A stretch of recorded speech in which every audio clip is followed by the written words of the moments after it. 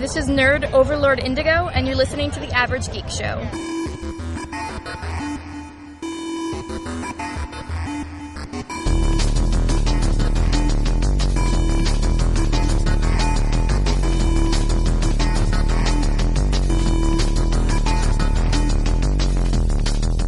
Welcome to episode 11 of The Average Geek Show. My name is Brian. I'm Philippe.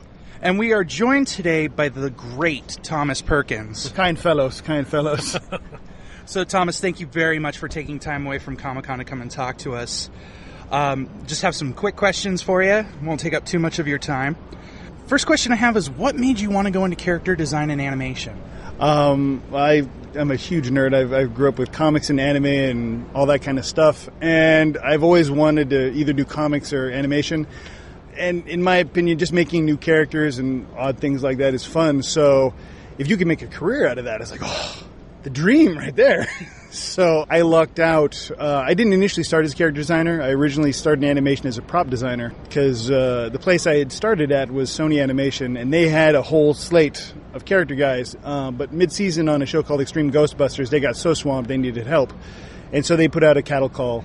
And fortunately, they picked me to help them out, which was very kind of them, and I've been pretty much doing it ever since. So that was back in 1997. So enjoyable. It's an enjoyable career, dream job of a very 6-year-old comic book nerd who is not a comic book guy. So very cool. Very good, very good. So as a child, I know you mentioned you were not into comic books. Oh, no. Oh, I apologize. No, actually, my first comics were like Superman and Batman comics back in the day. I think like a lot of people. X-Men, things like that. But I'm not like a one company guy. I'm sort of a global comics omnivore guy. I probably started reading comics when I was about 4-5 years old. Excellent. Very cool. Now, what are some of your favorite cartoons to sit down and watch, if at all? Oh, so many. That's a tough one because whether you're talking like American cartoons, I grew up with, like Transformers or Super Friends. I mean, I grew up with all of this stuff. I'm a huge Bruce Timm animation fan, things like that. But then I also like anime. So I remember on one of your shows, one of you guys, or both of you guys, ended up watching Robotech. Yeah. Like I'd run home from high school every day to watch Robotech. Loved Robotech. So yeah, it was like animation. So like I started early on with the anime stuff with like Speed Racer back in the 70s. So the slate is so huge. There's a lot to work with. There is a lot to work with. I confess in the later 90s, I probably fell out of cartoons a bit just because of that whole like college student, no free time kind of thing. But that being said, I have 3 small kids at home. I still watch cartoons with them. Like, all right, let's do this, kids. Come on. Big fan of Adventure Time. Right. And isn't that the reason why we have kids, so we can kind of watch cartoons and it not be as embarrassing? I admit it. It's probably true. It's probably. I'm buying this for the kids. Sure you are. Because I'm in animation, I can also write it off on my taxes. It's a double thing. It's great. Yeah, I think I bought the Lego Batman movie, and I said, "Oh, this is for Riley." Wink, wink. Well, I feel like I've done all right, though, because my kids are also turning into something of the aficionados of the world of geekness. So this is cool. So I'm like, all right. They're like, Dad, they came to me the other day. Dad, I saw an ad. There's Guardians of the Galaxy Legos, Dad. They look cool. I'm like, awesome. Parenting win. I can't wait till I have kids so I have an excuse to buy toys. Well, a good excuse to buy toys. There you go. Exactly. Don't be ashamed, my friend. This could be all right. Oh, I bought an action figure the other day, and I felt guilty. Like, what am I going to do with this? I'm going to go home. I'm going to play with it for 5 minutes, feel like an absolute dork for being a grown man playing with action figures, and it's going to sit on a shelf for 3 years until I finally get rid of it. Oh. He shuffles up to the counter, head bowed, hat pulled low. I'd like to buy this, please. I'm sorry, sir. What did you say? I'd like to buy this, please. I can't hear you. I want to buy it! Price check on aisle 5. We have a grown man buying an action figure. Can I see your ID for that Visa card? Sir, I can't see your face. Just never mind. I don't want it anymore. So, how did you get into this industry? Well, in college, I knew a guy who did illustrations for game companies. And he was a nice guy. I met him while I used to have a T-shirt company back in college. I do fantasy T-shirts and things. And I met this guy at a convention. We struck up a friendship. And then when I was nearing the end of my college career, my friend John Zalesnik says, "Hey, I know all these guys who are in animation. Would you like to contact them if you're looking for work?" I'm like, "Sure." And so I got a list of numbers, and I made a ton of phone calls. And eventually I met a guy who gave me a number to a recruiter at Sony Animation. Wow. And though they weren't immediately hiring, after many months of going to lunch there and this and that and the other thing, finally someone goes, "Hey, is that long-haired hippie guy, is he working?" Yeah. And I wasn't at the time. And they called me and they said, "Hey, you want to draw zap guns and spaceships for a living?" And I looked at my checkbook and said $17. I'm like, yes! Yes, I do. And so that's where it started right there. Very cool. Very cool. Excellent. So, approximately how long from the moment you get that idea in your head until it's actually produced and out on the air does it take?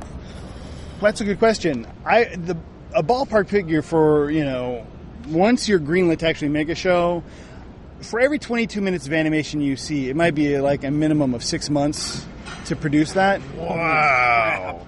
Yeah, so holy cow. From the whole script stage to the pre-development stage to storyboarding to then final design, color, all that stuff. It's a longer process than you would suspect. I think, for instance, when I was working on Avengers, Earth's Mightiest Heroes, I was done with that show for 18 months before the final season got on the air and whatever like that. I was already working on Green Lantern at that point. Wow. You had fans going, "Bring back Avengers!" It's like, guys, we're all gone now. I know we're all doing different stuff now. But yeah, it's an interesting process to do animation, and there's always every studio is slightly different, and there's different production methods all the time. But that being said, I'd say it takes much longer than you'd expect. Wow, I had absolutely no idea that it took that long. I had some idea that it was a fairly long process, but no idea that a 22-minute episode takes 6 months to do. Yeah. Well, because the thing, there's a lot of factors that go into it, whether it's getting legal clearances. Like if you do a show that's got a lot of references to other stuff, you have to make sure that you can do it. You might suddenly storyboard a whole sequence and design things and whatever, and then the legal department goes, "Oh, but wait, that's not going to happen." And then you go back and you change it, or you try and petition for it and figure out if there's a way you can get it to work and modify it and whatever. Or there's just the idea that, you can have script rewrites. Right. You can have all kinds of things can pop up to make it, off track or whatever. But then, of course, there's other productions that are really lean, and they do like lots of like in-house flash animation things, and you might get like things like, I'm trying to think of some direct examples, but there's a lot of TV shows now that are using different production models. I haven't personally worked on those, so I can't really speak to them so much. Right. But I know that they have almost an entirely different production model, and they almost like guerrilla companies where they're moving really fast. Huh. So, but in the old school way, it'd be a bit longer. Yeah. Right on. So, how does your personal process work? I mean, what do you go through? What kind of mood do you have to be in to create? Well, the funny thing is as a professional, my mood doesn't really bear on it. I mean, sometimes I'm like, I really want to draw this or that, but most of the time it's like that. You get up and you're like, all right, what am I doing today? Go! And you just start going because you don't have time to wait for some blind inspiration. But that being said, from the start of the day, like, working like on a show, you come in and you look at your script requirements, you go, okay, they need a character to do this, they need a character to do that, they need a prop on the character to do this or that, either be handled by me or by the prop department.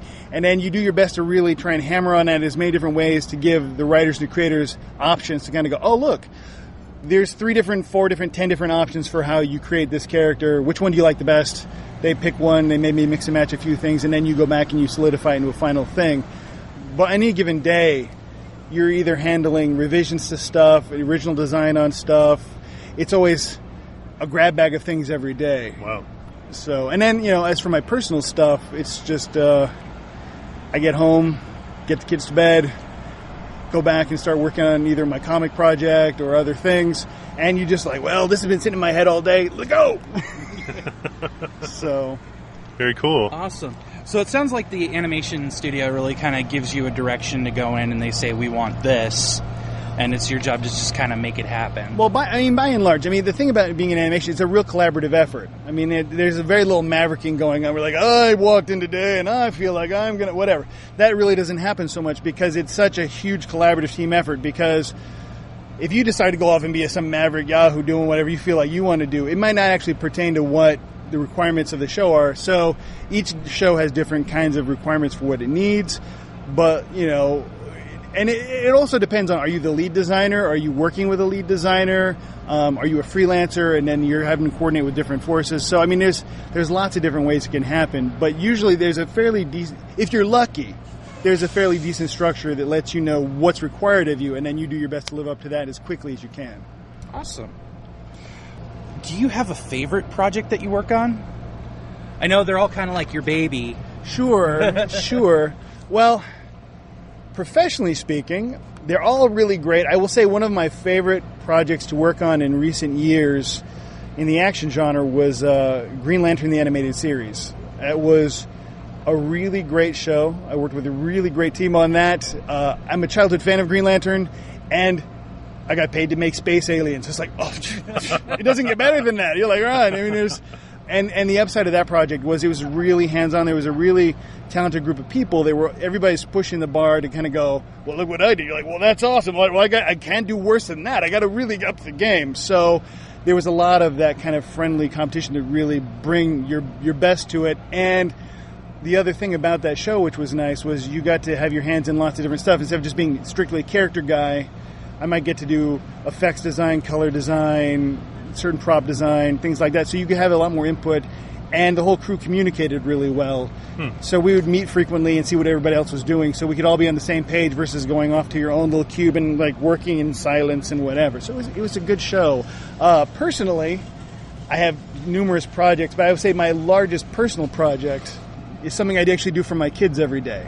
I sit there and I scribble on their lunch bags and make them superheroes. That's cool. And so every day they have some different adventure, and now they're getting to the point where they're like giving me notes. They're like, Dad, I want a Sphinx today. I'm like, all right. You mean the creature or the structure? He's like, Dad, like in Egypt, the big thing. I'm like, okay, I'll try and figure out how they fit that on a lunch bag. That's awesome. That's so cool. I just got little mushy notes. You give your kids like full-on superheroes. Well, it's because I'm mostly illiterate, so But like write something. I'm like, oh, have a nice day. It's like, come on, Dad, is that the best you got? Like, no, I do this monster for you. I think today, or not today, but at the end of last year, we'd hit like day 581 or something like that, days of consecutive lunch bag adventures. So when they're older, they might not put me out in the ice with the bears and shit like that. Like, Dad, your time is to come to go to the ice. I'm like, oh, okay. But remember the monsters. lunch. Remember I love you. I'll miss you. That is so awesome. Totally. So, are there any projects you're working on right now that you can tell us about? I wish I could tell you, but unfortunately I'm NDA'd up and stuff like that. But I'm working on, the only thing I say is I'm working on some primetime stuff for primetime comedy, which is also a lot of fun to work on. It's a very different thing because historically I've done a lot of action shows for most of my career. So to get to work on like a primetime comedy cartoon is a very different kind of pace, and it's a very different sort of sensibility. And there's things that you get to do in primetime comedy that you'd never get to do in an action show. And I'd be sitting there drawing something like, do this horrible, grotesque thing. I'd be like, wait, what? I can do that? Like, oh yeah, make it really gross. Really? Because there's just a different level of BS&P notes, because it's primetime, it's this, it's that. They're not afraid of like a young kid emulating whatever you're drawing. So it's a different thing. So it's sort of like an eye-opener. You're like, whoa, well, that was kind of fun. You talked a little bit about your side projects that you have going on. Mm-hmm. Where are you at with that? Are you going to be releasing the comic soon?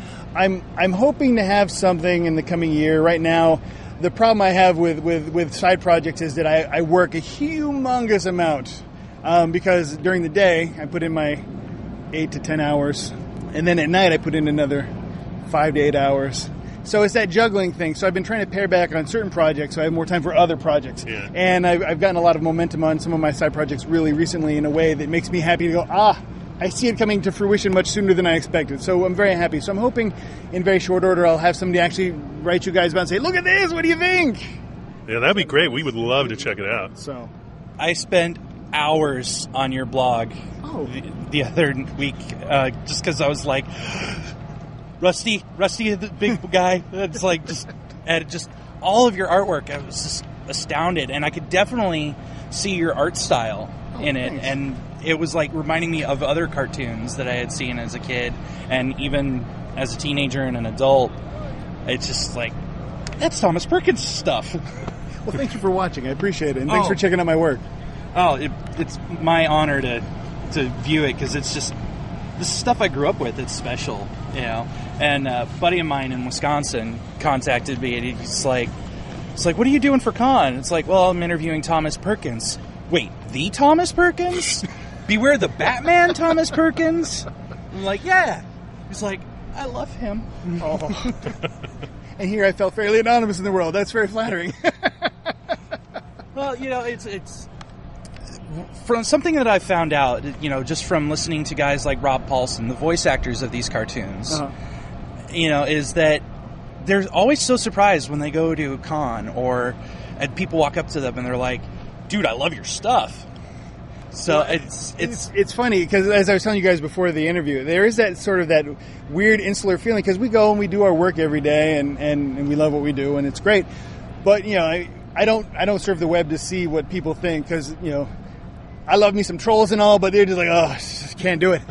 But I don't really, you know, most of us don't really know how many people are watching, what's, you know, how the shows are received really. So that when you do meet people and they're like, oh, dude, I totally watch that show all the time. Like, really? It's kind of fun, because we're used to talking to each other. You know, like, hey, you worked on that show, dude. You did a good job on that, or whatever. But you know, you come up to con, you meet up with your buddies, and they're like, hey, I really like how you did that in that show, blah blah blah. But you don't really get a chance to talk to people who are just like, dude, I totally grew up on this. Like, you did? That's fascinating. Yeah. I mean, not only that, but the other thing too is that by the time, like, you reach this weird point in your life where, like, I meet you guys, and regardless of what your age might be, there's that point where everybody's you're like, oh, you're an adult. You don't imagine, like, growing up watching something you did. Right, you're like, oh, you're an adult. I'm an adult. We're all adults. That's great. Yeah. You don't really think about, like, oh, heck, he might have been like 10 watching something I did, or whatever. It boggles the mind. I didn't mean to make you feel old. I apologize. Oh, no, it's quite all right. I'm at peace with this thing. So, what inspires you? I find inspiration in lots of places, just because there's so much. I mean, the thing is there's so much out there. I love science shows. I love music. I love, you know, like film and animation. I love comics, history, art history. I mean, there's so much stuff that you can always pull inspiration from, and it depends on the mood of what you're trying to do. But I figure there's always so many different things. There's so much I don't know about the world that you can learn. You're like, oh wow, that's kind of cool. I mean, the innovations in science that are happening every day, enough to be like, whoa, really? Dang, I had no idea. So I try to keep an open mind. And the other thing too is that, you know, you meet other artists and other people, and you try and get a handle on how they're looking at stuff and whatever. And there's things you may, you know, never even considered. You're like, oh wow, that's kind of cool. So I mean, I just try to keep an open mind and see what's out there, because there's so much stuff. I saw a really interesting thing about animation director Satoshi Kon the other day, and how he would deal with film editing, and I was just like, wow, that's fascinating, you know. But even though I was familiar with his work, I never really stopped and thought about it and deconstructed it the way this one person did in this interview. I was like, yeah. So there's lots of stuff. Awesome. So, when you're working on a project, is there anything you do to get yourself into that zone where you're like, go? It depends on the project. If it's something I'm not familiar with, for instance, case in point, back in 2000, I had to do freelance for development. There was potentially going to be, they wanted to maybe see about launching an animated series based off the movies Cats and Dogs. Well, to that point in my career, I'd never really drawn a cat or a dog, and I'd never seen the movie. And I'm like, wow. What am I going to do? So I ran out to Blockbuster when they still had those things. I rented the movie, the first one. VHS or DVD? Oh, dude, total VHS. Nice. Dude, we're talking 2000. I wasn't that cool yet. And I watched that movie for 48 hours straight. Yeah. And I would sit there and I would sketch and I watched the movie through once, twice, and then I'd sit there and I'd freeze frame and I'd look at things, I'd see how the things looked. And by the end of that weekend, I was pretty good at drawing cats and dogs and this and that and all various and sundry styles. That's crazy. So, like, that would be one example. But then again, there's things like, on some of the superhero projects I work on, I've spent so many years reading comics, and I'm just like, oh, I get to go play now. It's like, right on. So there's lots of different things, depending on what the drawing I have to do. If there are characters I'm not familiar with or projects I'm not familiar with, I'll do my best to kind of like do a bunch of research, so I'm not coming in cold like, I don't have any idea what you're doing. I'm just going to draw this. I try to show respect to whatever project it is, so that I'm not acting like some yahoo.